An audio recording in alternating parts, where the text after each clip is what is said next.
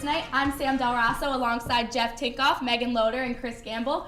We're going to start things off tonight with women's volleyball. The team moving on to the NCAA regionals. They swept 2 teams this weekend. What are we seeing with this matchup against UCLA? I think the freshmen have really made an impact this season. Allie Franti and Haley Washington, both of them had 9 kills on Saturday against Dayton. They've really just played their best this season. I mean, if you want to look at the matchup, you have UCLA. Penn State beats them earlier in the season, sweeps them actually. And if you want to look at what UCLA has done this season, I took a look at their wins and losses, and 4 out of their 5 losses, they were leading at one point and ended up losing, which tells me that they have a lot of difficulty finishing games, which against a good Penn State team is going to be difficult to overcome. I mean, these guys have won 47 straight sets, and they haven't lost since October 11th versus Illinois. These girls are playing pretty good right now, and the freshmen, as you mentioned, Meghan, are getting it done. Definitely. The girls are really hot right now. As you said, 47 consecutive set wins. And as you were saying, freshman Haley Washington, she was Big Ten Freshman of the Year. So I think that'll be a great matchup, and I think they'll win. Now moving on to men's basketball. Jeff, you were there. You're Yep. lucky enough to see the game, and you have a highlight package for us. So let's see that. Penn State men's basketball team is back at the BJC tonight to tip off against the Virginia Tech Hokies. However, tonight they will not be wearing their original blue and white uniforms and instead be wearing black and pink uniforms to honor the school's original colors. The Virginia Tech Hokies lead the series 6-1 all time and have taken the past 2 matchups. Let's see if the Penn State Nittany Lions men's basketball team can get the win tonight. Virginia Tech looked to be a tough opponent entering the game as they quickly jumped out to a 7-3 lead. They would lead for the better part of the first half until, with 1:26 left, Shep Garner would make a layup to give the Nittany Lions their first lead of the game. The lead would only last a short time into the second half. However, with help from senior leading scorer DJ Newbill, who posted 18 points in the game, and a 14-0 run over 7 minutes and 4 seconds, the Nittany Lions would gain a comfortable lead.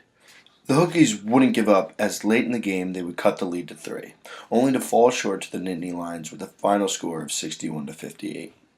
It was a story of missed free throws on Virginia Tech's end as they struggled to capitalize on their chances, going 0 for 8 in the first half and only 4 for 14 the entire game. The Nittany Lions would prove to be tough to deal with in the paint as they posted 47 rebounds, 9 more than the Hokies. Penn State would record less field goals than Virginia Tech, but their 17 points from the line would help them secure the win. And that wraps up the Big Ten ACC Challenge here in University Park, PA. With that win, the Nittany Lions will improve to 7-1 on the season. Next up, they travel to West Virginia on Saturday to face Marshall. Reporting for PSN TV, I'm Jeff Tinkoff. So Jeff, you were at the game. What did you see from the Penn State team? I see a team that's off to one of its best starts, if not the best start in program history. But I'm seeing a very basic offense, one that's going to have a lot of trouble producing against teams that are of high caliber standards. I mean, your early season games haven't been against the strongest of opponents, but you come out Wednesday night and you beat a pretty decent Virginia Tech squad who, probably should have won the game hadn't they gone, I believe, 4 for 14. Yes, 4 for 14 on free throws, which is just awful. And, I mean, down the road, you're going to have to rely on more players getting points. Right now, early in the season, Newbill has just carried the team. Right here he has over 200 points, and Brandon Teller, the next leading point scorer, has 97. You're going to need to spread the offense out a lot more if you're going to want to win Big Ten games. Going off what you said, Jeff, I was at the game too, and watching these guys play, they don't seem to be able to produce without Newbill, as you said. But a lot of guys, are doing okay. Like the freshman Gardner's doing pretty good. Taylor's up and down. The one consistent player is Ross Travis. Not even offensively. He's on the boards all day long. And you have to give these guys credit. They lost one game. Mm-hmm. It was in double overtime. Basically, it was a road game down there in Charleston, excuse me. And you have to give these guys credit right now. They're doing what they're expected to do. It will be tough when they get into the Big Ten schedule, playing against teams like Wisconsin, things like that, because they're probably going to isolate Newbill. He's going to have to Absolutely. Yeah, he's going to have to do something different than he's doing now. That's the question here. What is going to happen for this team when they're playing high caliber competition in the Big Ten? Where do you see them going? I mean, they haven't. Every victory for them is a struggle. I mean, they let Marshall stay in there way longer than they should have. Like, I think the numbers are such a lie here. Like 8-1, they should have lost way more games than they have. Like, they definitely can't hang on or hold on to anything in Big Ten conference play. I mean, and you look at it, their D has been pretty good so far. But, as I said, it's this basic offense that they're running, the better teams, your Wisconsin and the top teams in this country are going to pick that apart and be able to defend that with ease. You're going to have to complicate things to, get your opponent's team mixed up if you really want to, pull off upsets against some of the better teams you're going to be facing in the Big Ten this year. And one thing about like Wisconsin, those guys are 6'9", 6'10". I mean, Penn State has some bigs too, but they're pretty frail. And Wisconsin guys, they can move around. Frank Kaminsky, I think that's his name. Yeah. He could shoot threes. He could dribble. He could pass. So he's going to be a problem for guys like Dickerson and Jack. All right, so we're moving off the court and onto the ice. Let's talk about men's ice hockey. First Big Ten sweep, and they are playing really good hockey. What do you guys see from that?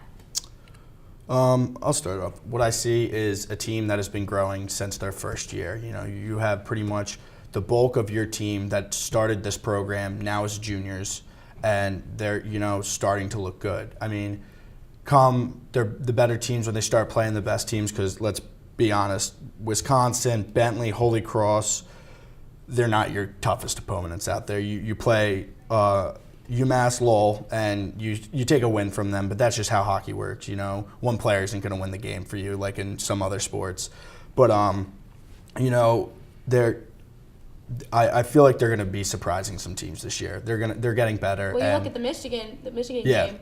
Exactly. I mean, and what, they had like an 8-1 win over them? Yeah. That's surprising already. And one thing about these guys is sort of like with the basketball team, you have to give these guys credit. They won 8 games last year. They won 9 already this year. Yeah. And they had a number of injuries. They just swept Wisconsin. They're not a tough opponent, as you said. But you have to give them credit. They're beating the people that are in front of them. Oh, yeah, and I think the freshmen this year, too, are making an impact. Like, this past weekend, Jake Robinson had 2 goals, like his first 2 in the NCAA. Like, that really, helped the team out. I got to say, you got to give hats off to Godowski, too. I mean, he has done an incredible job recruiting. I mean, 8 of his players are from outside this country, coming from mainly Canada, but you have one from Finland, Eric Autio, I think is how you pronounce his name. And, all of the players have just been playing well, and also his defense has just been incredible. They have been producing points and not giving up as many, and your plus-minus stats at the end are one of your most important stats in this game. Absolutely. All right, moving on to football. Penn State's headed to a bowl game, Pinstripe Bowl, Thank you. playing Boston College on December 27th. Are you guys going to be there? Oh, yeah. I may make my trip. Appearance? Yeah, I may make the appearance. Our Mike and Maddie are actually attending the game, so they'll be covering for Penn State Sports Night, so that'll be fun for them. So Boston College, what do you guys think about Boston College squad? They run the ball a lot, but we have a good defense that's able to stop the run. So where do you guys see this game going? I mean, I feel like if they can almost beat Florida State, I feel like they can handle Penn State. Oh, I mean, yeah. I know it's not moral victories. It's not really big in sports, but that's just my opinion personally. I mean, their losses are only to ranked teams, and minus the Pitt game and the upset against USC. Like, they're going to be such a tough opponent for Penn State. And Penn State's offense is terrible, to say the least. Right now, they're struggling on offense.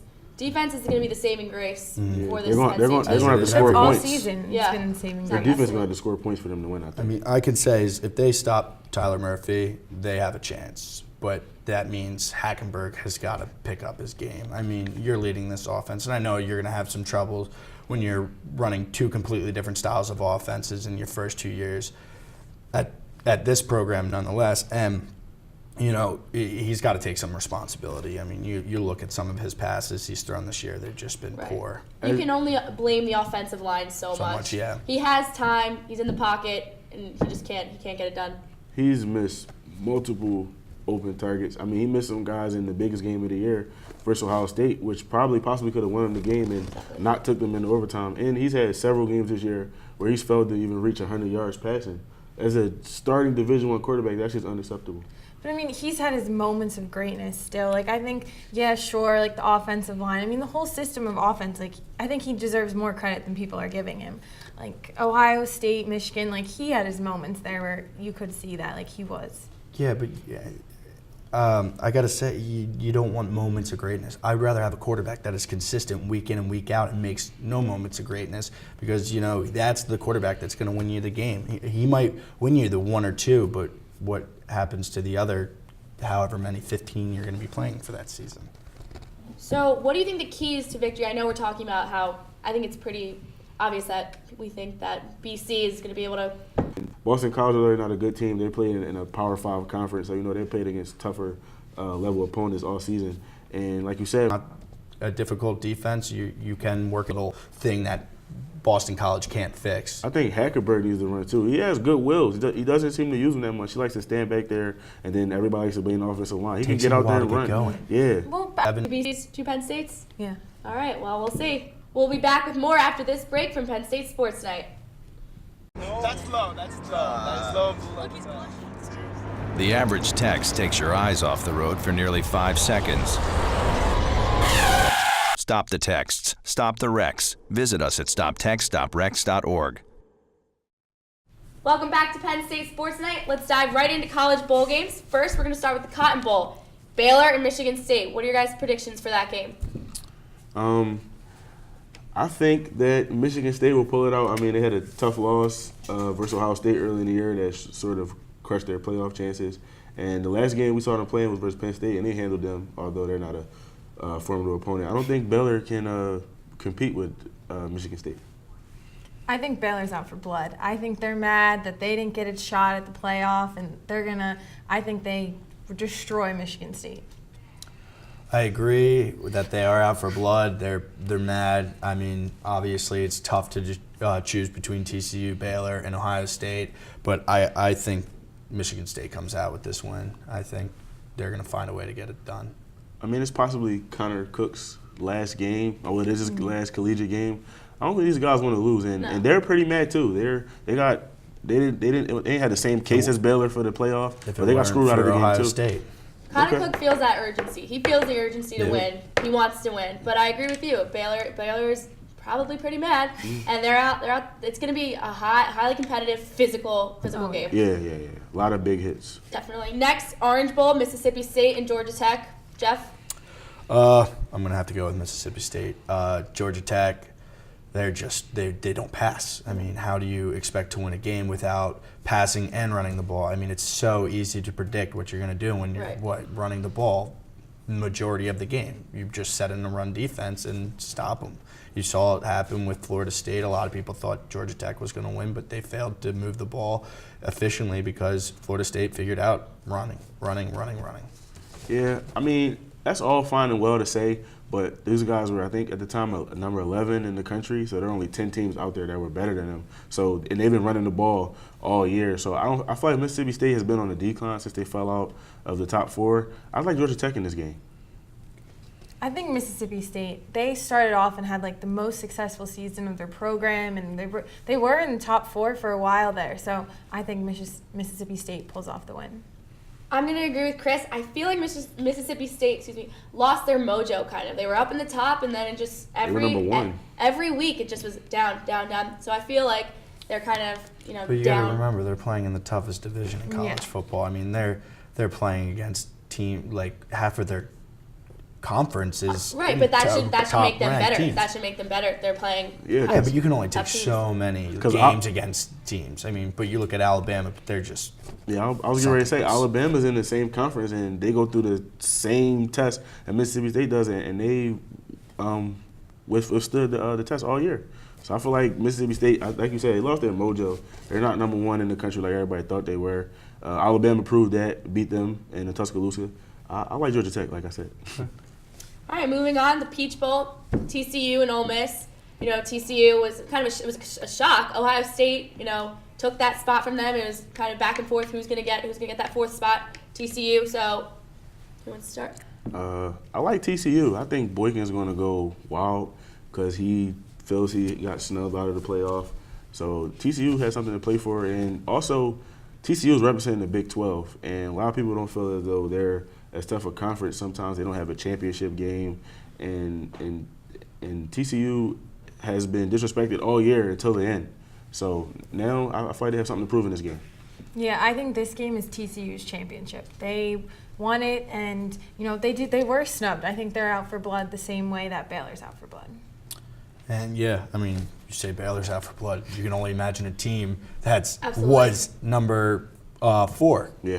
the previous week. They thought they were in the championship. They thought they were in the playoffs if they had won, which they did. But, they're not. And I think, Ole Miss looked great at the beginning of the season. But if you want to talk about a team that's starting to slip up, I think they're very overrated. I think they're one of the most overrated teams. I mean, yes, they are very good, but where they're ranked compared to how good I think they are, I think a lot of teams behind them could beat them. And I think TCU handles them very easily. All right, so I think we're all pretty set on TCU. Yep. I think they're going to pull it out. Now, college football playoffs.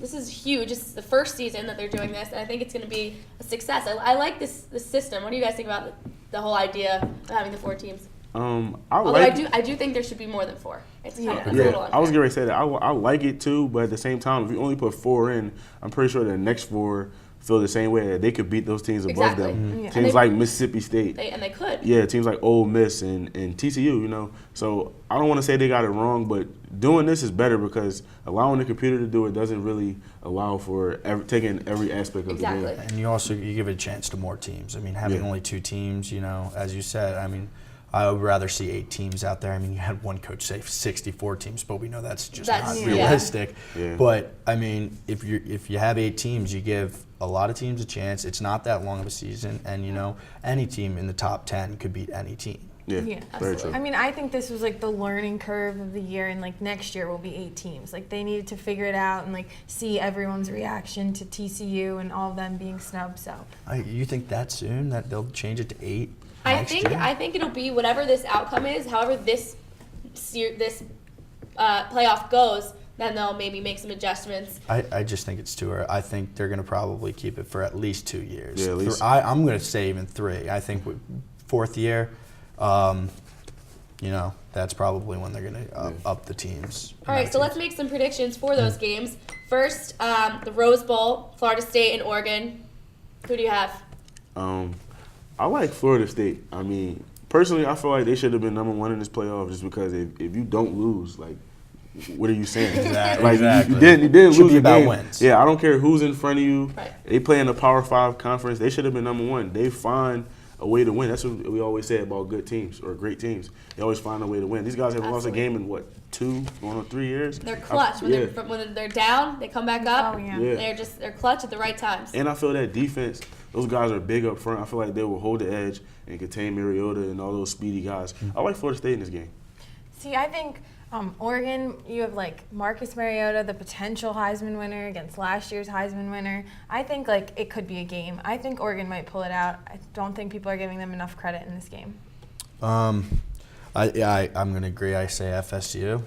I'm going to agree with you. And you're looking right here. I mean, FSU hasn't faced Mariota yet, but they win games. And that's all that matters. It does not matter what the score is. That's 2 seasons. Yeah, 27 straight games. I mean, the pressure's starting to get you. You have a lot to live up for. Winston hasn't lost yet. He's not used to losing. He has a lot on his back right now, and he's only a sophomore. I mean, it's going to be tough for them to stop Mariota and stop Freeman, but I think they can do it. They've found ways to win 27 straight games. It doesn't matter if it's 3-0 or 17-14 or however close the score is. A win is a win. Whoever wins, and I think that's going to be FSU. All right, moving on real quick. Sugar Bowl, Alabama, Ohio State. What do you guys think? A lot of people don't feel the Buckeyes should be there. I think they'll earn their keep in a very, very close game. I feel like Jones came in and showed possibly what he could do. But if Ezekiel Elliott gets off like he did against Wisconsin, the way their defense are playing, Joey Bosa, I don't think Alabama can beat Ohio State. It's going to be a great game. It's going to be a great game. Thanks, guys. We'll be right back after this.